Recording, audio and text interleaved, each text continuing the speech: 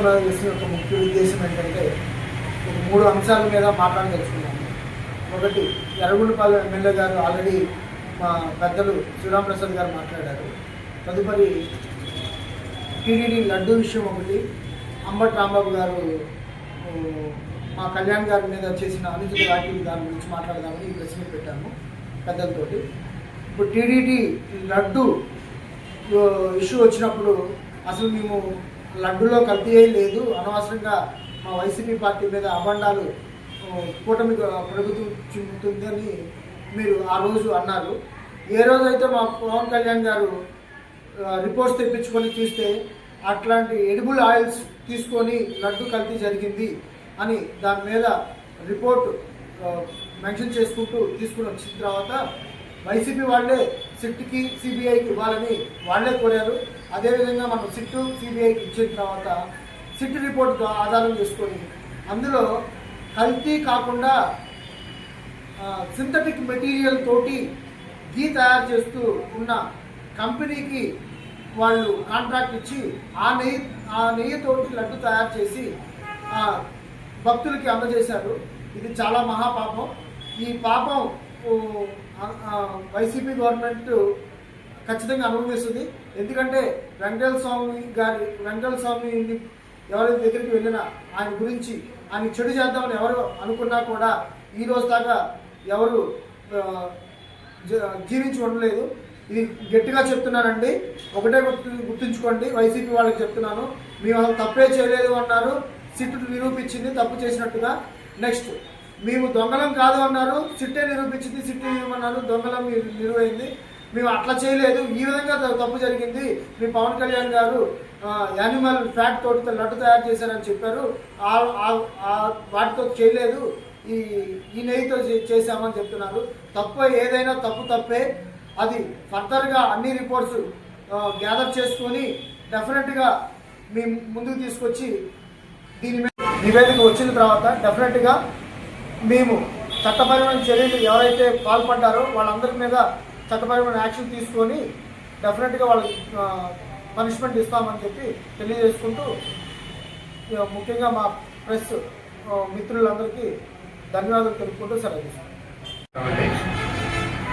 ఈరోజు ఈ press meet ముఖ్య ఉద్దేశం అంబటి రాంబాబు గారు చేసిన వ్యాఖ్యలు మూలంగా ఆయన ఏ ఉద్దేశంతో చేశారో కానీ కులాల మధ్య చిచ్చు పెట్టి రాజకీయాలు చేసి సింపతి పొందాలన్న ఉద్దేశంతో చేసినట్టుగా కనపడుతుంది. ఇది ముఖ్యమంత్రి చంద్రబాబు నాయుడు గారిని అనుచిత వ్యాఖ్యలతో మాట్లాడి మళ్ళా నేను అట్లా మాట్లాడకుండా ఉండాల్సింది అని తన ఇంటి వద్ద ప్రెస్ మీట్ పెట్టి అన్నారు. అంతవరకు బాగానే ఉంది. కానీ తర్వాత అరెస్ట్ చేయండి, మా ఇంటి కుక్కలు కూడా భయపడవు అనే అనుచిత వ్యాఖ్యలు చేసి మళ్ళా చంద్రబాబు గారిని లోకేష్ గారిని తిట్టడం జరిగింది. ఇంకా ఆయన పశ్చాత్తాపడింది ఎక్కడ, చైనా నేరం ఎక్కడుంది. ఈ కోవలోనే వాళ్ళ కుమార్తె కూడా అసలు ఏ సంబంధం లేని పవన్ కళ్యాణ్ గారిని లాగి మీరు కాపులు కాదా, మీరు మాట్లాడరా అని కుల రాజకీయం వైపు తీసుకెళ్ళడానికి ప్రయత్నం చేసింది. అసలు ఈ పవన్ కళ్యాణ్ గారికి ఈ జరిగిన ఈ పరిస్థితికి సంబంధమే లేదు. కానీ వాళ్ళకేంటంటే ఎవరికి రాష్ట్రంలో ఎవరికి ఏది కావాలన్నా మొదట గుర్తుకొచ్చేది పవన్ కళ్యాణ్ గారు. ఆయన్ని తిట్టినా ఆయన్ని లాగితే ప్రతి ఒక్కళ్ళు హైపోతారు, వాళ్ళకొక ఇమేజ్ వస్తుంది, వాళ్ళకొక పేరు వస్తుంది అన్న భావంతోనే ప్రతి ఒక్కళ్ళు పవన్ కళ్యాణ్ వారి వైపే చూస్తున్నారు. కానీ ఆయనకి ఏ సంబంధం లేదు. ఆయన పని ఏదో ఆయన చేసుకెళ్తున్నారు. ఆయనకున్న మంత్రి పదవులు ప్రజలకు న్యాయం చేయాలని 24 గంటలు సరిపోవట్లేదని ఆయన తపన పడుతున్నారు. అట్లాంటి వ్యక్తిని కుల రాజకీయాల్లోకి లాగి అతన్ని కూడా డిఫాల్ట్ చేయాలని వైసీపీ ఒక రకమైన పన్నాగం పొందుతుంది. ఇది మా జన సైనికులు కానీ తెలుగుదేశం పార్టీ కార్యకర్తలకు కానీ అందరికీ తెలియజేసేది ఏంటంటే ఎవరు వాళ్ళ ఉచ్చులో మనం పడద్దు. వాళ్ళు మైండ్ గేమ్ ఆడుతున్నారు, వాళ్ళని విడదీయాలని ఒక కృతనిశ్చయతతో గట్టిగా పోరాడుతున్నారు. ఎందుకంటే వాళ్ళకి ఫ్రస్ట్రేషన్లో ఉన్నారు. వాళ్ళకి అధికారం లేదు, సీట్లు లేవు, ఏం చేయాలో వాళ్ళకి అర్థం కావట్లా. మళ్ళీ ఏ విధంగానైనా మన జనాల్లో ఉండాలి, జనాలు మన వైపు చూడాలి అన్న ఒక ఉద్దేశంతో అది ఎట్లా చేస్తే మన వైపు చూస్తారా అనే కోణంలో ముందుగా చూస్తున్నది పవన్ కళ్యాణ్ గారి వైపు. ఈరోజు ఈ ప్రెస్ మీట్ ఏర్పాటు చేయడానికి ప్రధాన కారణం మా జనసేన పార్టీ రాష్ట్ర అధ్యక్షులు పవన్ కళ్యాణ్ గారు జనసేన పార్టీ ఆఫీసులో సర్వసభ్య సమావేశం ఏర్పాటు చేసినప్పుడు సమావేశంలోంచి మధ్యలో నుంచి వెళ్ళిపోయాడని ఎర్రగొండపాలెం వైసీపీ ఎమ్మెల్యే తాడిపత్రి చంద్రశేఖర్ మాట్లాడటం జరిగింది. అదే కాకుండా మా పవన్ కళ్యాణ్ గారి గురించి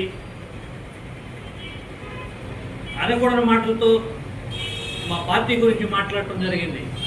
మరి చంద్రశేఖర్ గారికి మేము ఒకటే చెప్తున్నాం, వైసీపీ పార్టీ లాంటిది కాదు జనసేన పార్టీ. ఈ పార్టీ కొన్ని సిద్ధాంతాలకు కట్టుబడింది. సిద్ధాంతాలతో ఏర్పడిన ఈ జనసేన పార్టీ ఎంతో క్రమశిక్షణ కలిగిన పార్టీ అని చంద్రశేఖర్ గారికి నొక్కి వక్కాణిస్తూ చెప్తున్నాం. మా ఆఫీసులో నుంచి మా సమావేశంలో నుంచి పవన్ కళ్యాణ్ గారు వెళ్ళిపోయి ఉంటారు.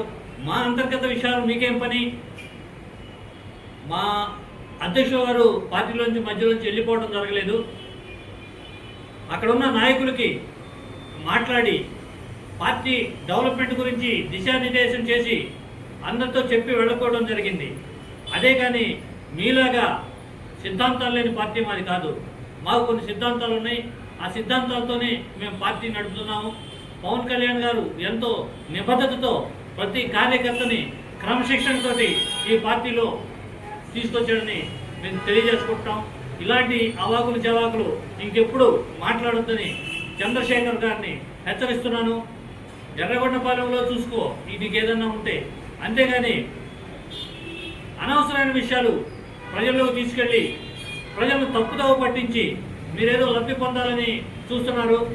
ఈసారి నువ్వు ఎర్రగొండపాలెంలో గెలవని ఖచ్చితంగా చెప్పగలను. ఆ 11 స్థానాలు కూడా మీ పార్టీకి 2029లో రావాలని ఘంటాపదంగా చెప్పగలను.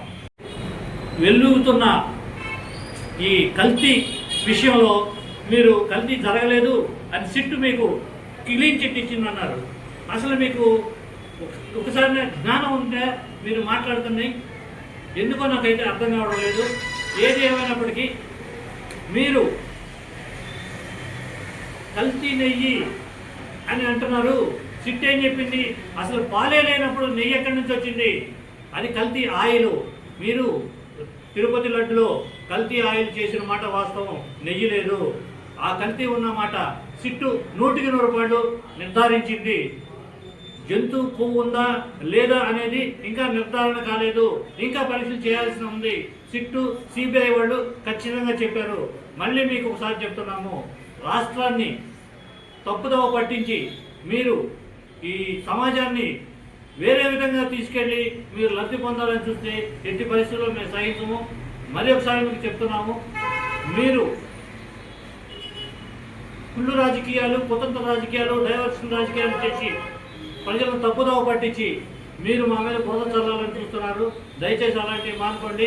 మేము మా అధ్యక్షుల వారు క్రమశిక్షణతో ఉన్నామన్నారు కనుక మేము క్రమశిక్షణతో ఉన్నాం. అలాగే మేము కూడా వేరే విధంగా మాట్లాడాలి అనుకుంటే మీరేమైపోతారో ఒకసారి ఆలోచించుకొని జాగ్రత్తగా ఉండాలని మేము కోరుకుంటున్నాం.